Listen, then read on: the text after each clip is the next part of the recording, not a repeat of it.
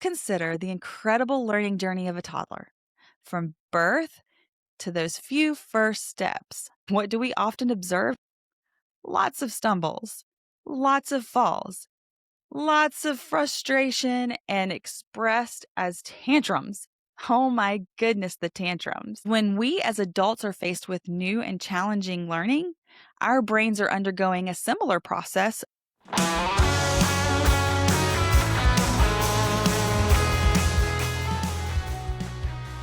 Do you want to build unshakable confidence and authentic authority without operating at a constant level 10 intensity that exhausts your impact? Hey, I'm Dr. Leslie Davis, vocal leadership and communication coach. I discovered a strategy to help you develop a voice that builds trust and radiates authority without being a jerk. If you're a Christian business owner ready to learn how to build trust and authority with your voice, grab your hot toddy and a journal and let's make the shift.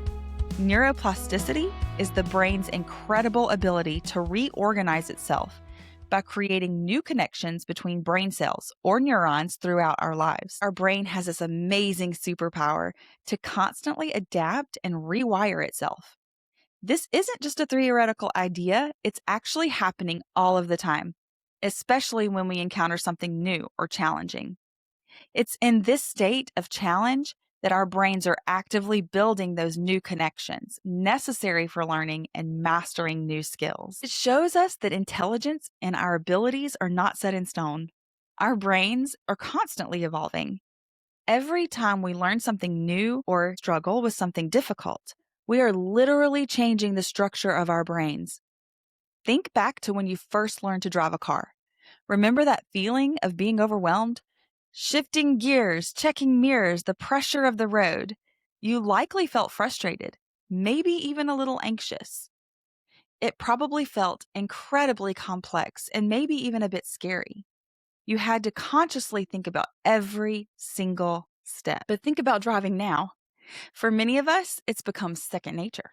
You get in the car. You don't have to consciously think about every single step. You just do it. That is the beauty of neuroplasticity's work. Your brain, through practice and repetition, literally rewired itself to make this once overwhelming task feel automatic. And this same incredible ability is at play in the brains of our students every single day as they encounter new and challenging material. Understanding this helps us to frame their struggles as a sign that their brains are actively engaging in this rewiring process. Now, while challenge is crucial for neuroplastic growth, we also need to acknowledge the role of stress. When stress associated with learning becomes overwhelming and isn't properly managed, it can actually hinder this amazing ability of the brain to adapt and learn. High levels of stress can lead to anxiety and essentially put the brakes on the brain's ability to form those new connections effectively. This highlights our critical role to provide ourselves with the right amount of challenge to stimulate growth, also with the necessary support, strategies, and encouragement to navigate those challenges in a way that fosters resilience. Now that we have a foundational understanding of neuroplasticity, let's delve deeper into what actually happens in our brains when we encounter a new challenge and why that feeling of frustration often arises. To understand why learning can sometimes feel difficult and frustrating, it's helpful to think of our brain as a powerful supercomputer and with a crucial limitation: working memory, likened to RAM in a regular computer. RAM is the space where our brain actively holds and manipulates information. When we encounter something new, it's like trying to run a new complex program on our computer. This information demands a lot of our brain's RAM. It's requiring a significant processing power. Just like a computer might slow down when running a new software, our brain can feel overloaded and less efficient when we're actively learning. This feeling of mental strain, this sense that things aren't clicking right away, is what we often label as frustration. But I want to reframe that for you. This frustration isn't necessarily a negative sign. In fact, it can be a powerful indicator that your brain is actively growing. Think of it like this. When you work out, your muscles often feel sore afterwards.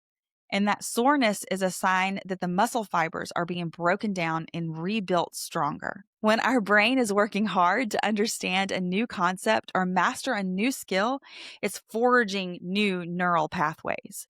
And this intense activity can lead to that feeling of frustration. It's a sign that the brain is being challenged and adapting. To further illustrate this, let's consider the incredible learning journey of a toddler. From birth to those few first steps, their brains are in hyper neuroplastic state, rapidly lay down the neural networks for movement and balance. And what do we often observe during this period? Lots of stumbles, lots of falls, lots of frustration, and expressed as tantrums. Oh my goodness, the tantrums. These emotional responses, while sometimes challenging for us as caregivers, are actually a natural byproduct of their brain working so intensely to master this new skill. Their frustration is a sign of their brain grappling with a significant physical change and actively trying to find solutions. When we as adults are faced with new and challenging learning, our brains are undergoing a similar process of rapid neural pathway formation. And just like the toddler, this intense brain activity can trigger similar emotional responses within us. We might not have a public meltdown. We might, but we've all felt that internal frustration, that sense of being overwhelmed, maybe even in a flash of anger at the difficulty of our task, maybe even ourselves at not getting it right away. Think for a moment at the last time you tried to learn something completely new. Maybe it was a new technology or a new technique or even a new recipe. Remember that feeling of struggle? That is your adult toddler brain at work, grappling with the challenge of building new neural connections. The key takeaway here is that frustration is not necessarily a red flag signaling failure. Instead, by understanding the neuroscience and the parallel to the toddler brain, we can begin to see frustration as a potential indicator that our brains are actively working to make new connections. This reframes our perspective. Our goal shouldn't be to shield ourselves from frustration, but rather to recognize it as a normal part of the learning process and then provide tools and support that is needed to navigate through it successfully. This sets the stage for the next discussion of a role of emotions and how to help regulate them in the face of these learning challenges. Now that we've explored how the brain learns through challenge and why frustration is a natural part of that process, let's turn our attention to the powerful role that emotions play in learning. Specifically, we'll examine the stress cycle and how it can either enhance or hinder our ability to learn. Learning involves confronting the unknown, which our brains perceive as a challenge. This triggers the cascade of physiological responses known as the stress cycle. This cycle is our body's built-in mechanism for responding to perceived threats or demanding situations. When we encounter a challenge, whether it's a difficult math problem, a complex reading assignment, or even the social stress of performing in class, our brain activates this response. It releases stress hormones like cortisol and adrenaline, which prepare us for action to either fight or flee from the situation. In the short term, this response can be helpful, sharpening our focus and providing a burst of energy. However, we'll see. The key is what happens after the initial response. To truly understand why completing the stress cycle is so critical, let's look at the wisdom of the natural world. Imagine a rabbit peacefully foraging when suddenly a wolf appears. In that split second, her entire system is mobilized for survival. Her brain doesn't engage in debate analysis. It triggers an immediate and powerful physical response.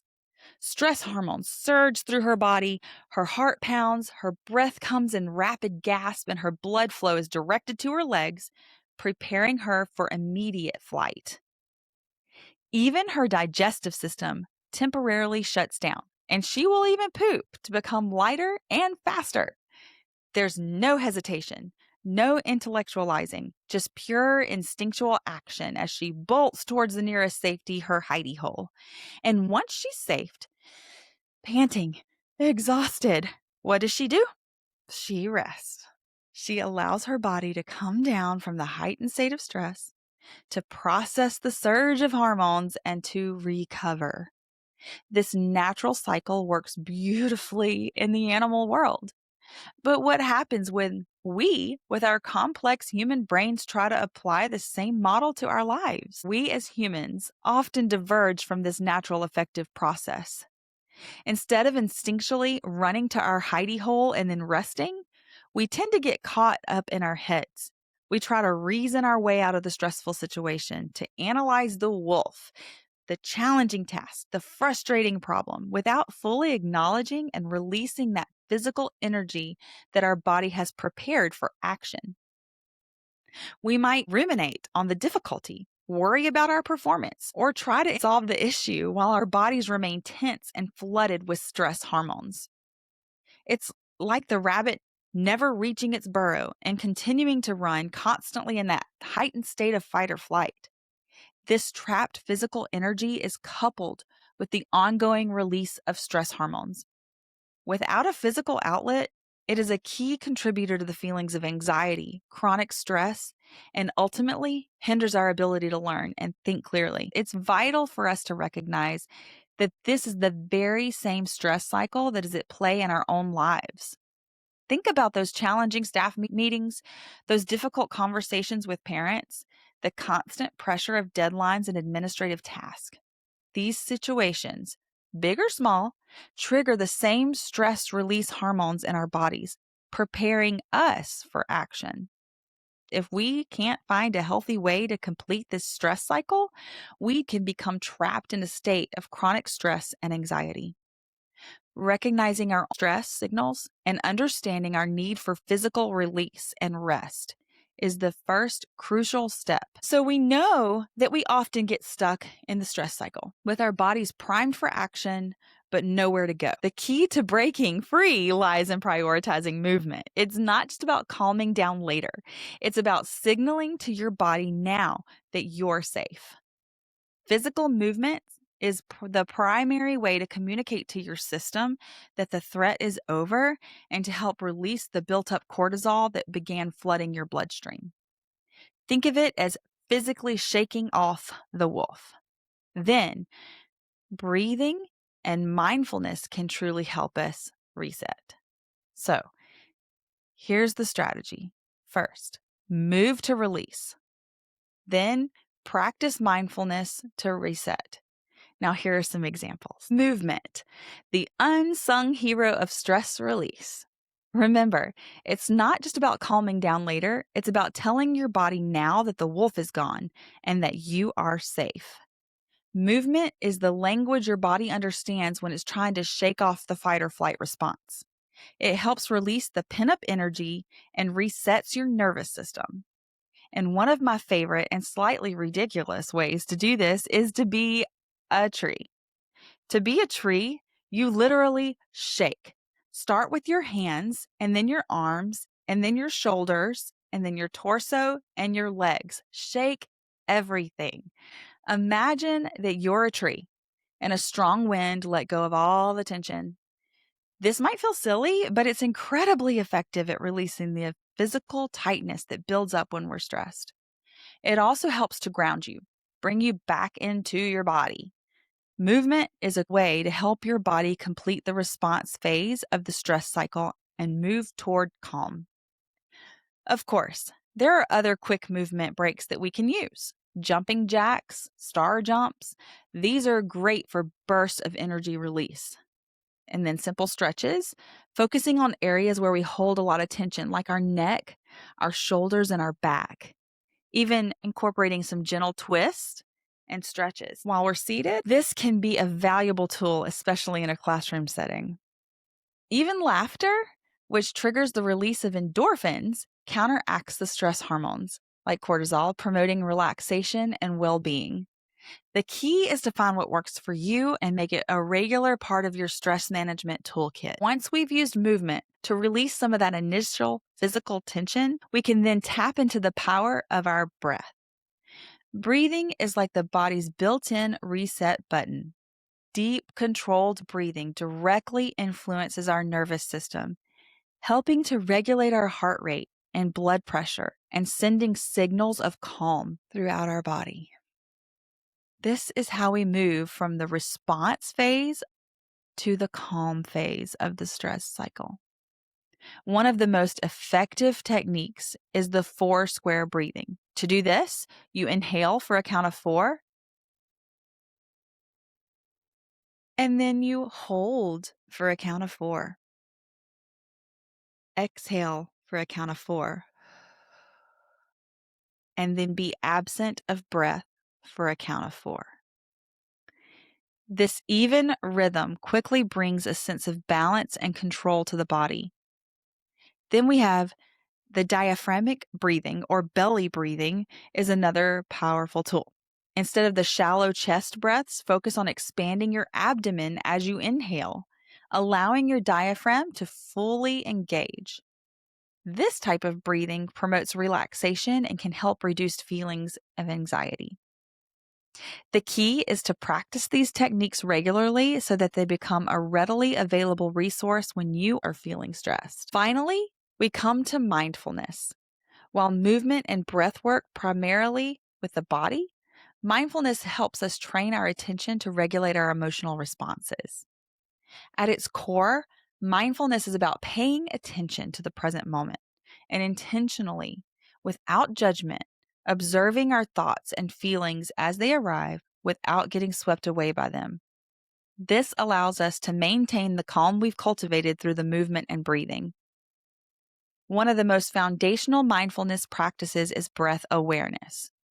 Building on our breathing exercises from before, we can take it a step further by simply observing the sensation of our breath, the rise and fall of our abdomen, the feeling of the air entering and leaving our nostrils without trying to change it. When your mind starts to wander, you can gently redirect it back to your breath. This practice helps you anchor in the present and break the cycle of ruminating the past or worrying about the future. We can also practice sensory awareness, focusing on the sensations around us. For example, you could take a moment to notice the feelings of your feet on the floor, the texture of your chair, the sounds in the room. Even engaging fully in a simple activity like washing your hands. Paying attention to the temperature of the water, feeling the soap, this can also be a mindful practice. And journaling is also a powerful tool for cultivating mindfulness. When we take the time to reflect on our thoughts and feelings in a non-judgmental way, we can begin to develop a deeper understanding of ourselves. This can lead to greater self-acceptance and compassion. In addition, journaling can help us become more aware of our thoughts and our feelings in the present moment. Just write down anything that comes to mind as it comes. This key is to cultivate a practice of paying attention, which significantly enhances our ability to regulate our emotions and navigate stressful situations, shifting our attention away from the ruminating thoughts that cycle in the stress that keeps going through our minds. We've spent some time understanding how to effectively navigate the stress cycle and regulate our emotions in the face of challenges. Now, let's take a moment to connect these skills to something truly powerful. Resilience. Resilience is more than just coping. It's about bouncing back from setbacks and emerging stronger. It's the ability to keep going even when things are tough. And it's a skill for success in learning and in life. So what exactly is resilience? In a nutshell, the brain's capacity to recover from adversity, setbacks, and challenges. It's important to emphasize that resilience isn't about shielding ourselves from stress. That's not realistic, and it's not even beneficial. Instead, resilience is about developing the inner strength and skills to navigate stress effectively, to bounce back from failure, and to keep pursuing our goals despite the obstacles. And just like we can strengthen our physical muscles as we exercise, we can also strengthen our resilience muscles in our brains through repeated experience and practice. Here's where the neuroscience comes full circle. Remember neuroplasticity? When we constantly face and overcome challenges, our brains actually undergo physical changes. The neural pathways associated with problem solving, emotional regulation, which we discussed earlier, and persistence become stronger and more efficient. Think of it like building a mental superhighway for navigating difficulty. This is incredibly empowering because it means resilience isn't just some innate personality trait that some people are born with and others aren't. It's a skill that can be cultivated and developed through the brain's amazing capacity for change. How do we translate this understanding of resilience into practical strategies? Here are a few key approaches.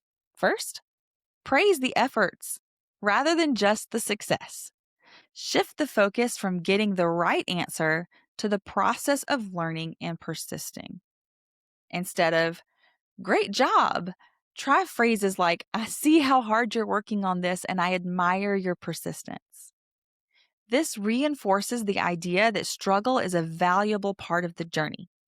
Second, model the resilience yourself.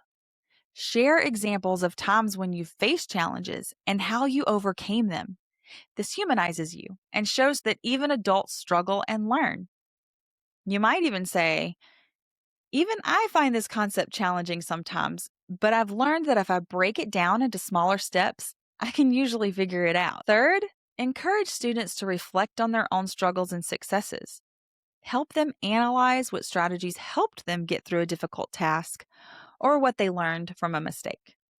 This metacognitive process strengthens their awareness of their own resilience and empowers them to face the future challenges with greater confidence. We've spent the last few slides exploring how resilience is a skill that can be developed, a skill that's deeply connected to the brain's ability to change and adapt. Let's take this understanding a step further and connect resilience to two skills that are essential for academic success, also for navigating the complexities of life, problem solving, and leadership. Think about it. A resilient brain is inherently more effective at problem solving. Why? Because resilience provides the mental fortitude to persist even when faced with a significant obstacle. When you're resilient, you're less likely to give up on the first sign of difficulty. You're more likely to think creatively, to explore multiple solutions, even when you're under pressure. You're better at adapting unexpected changes in circumstances, and you're able to learn from your mistakes and setbacks, viewing them as valuable learning experiences. These are all critical components of effective problem solving. Resilience is also a cornerstone of effective leadership. True leaders are not those who avoid challenges, but those who possess the inner strength to persevere through adversity. They need the capacity to make sound decisions, even when facing immense pressure. They must be able to inspire and motivate others to keep going in the face of setbacks. And perhaps, most importantly in our rapidly changing world, leaders need the agility to adapt to change and navigate uncertainty.